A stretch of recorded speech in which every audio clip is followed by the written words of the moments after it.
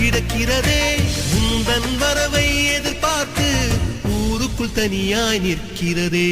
மீண்டும் பள்ளிக்கு போகலாம், நம்மை நாம் அங்கே